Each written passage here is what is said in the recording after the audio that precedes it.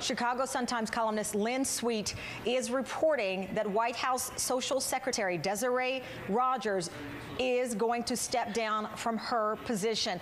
According to Lynn Sweet, Desiree Rogers told her that Friday she will step down next month after presiding over 330 events in the White House in the 14 months she's been on the job. Desiree Rogers got to know the Obamas in Chicago when they all were starting out in the political world. She was tapped by the Obamas to be the White House Social Secretary, the first African-American to hold this position. And after the scandal involving the first state dinner where we saw those party crashers, Mikhail and Tariq Salahi, Desiree Rogers' name was brought up as a part of the investigation. Some within the Republican Party blamed her for this lapse in security. She never testified at the congressional hearing investigating exactly what went down and why those party crashers were able to enter and breach the security of the state dinner at the White House. But right now we're getting the news that after a very rough, quite honestly, 14 months on this job,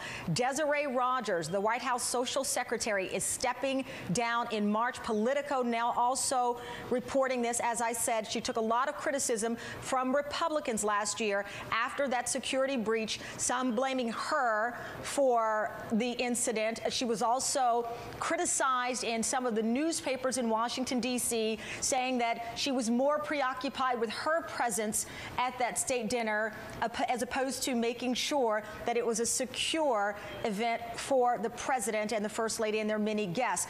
We do not have an official statement from Desiree Rogers, but now you've got several sources with this big news, and she is quoted as saying, "When I took on this assignment, we talked about the importance of creating the People's House. My work is really to create this framework. I think I've completed that work. Our office has been able to lay the foundation for what will be known as the People's House, and it's already taken shape." She had great success in Chicago for many years and might return back to the Windy City after this scandal and things that have happened and gone bad in Washington.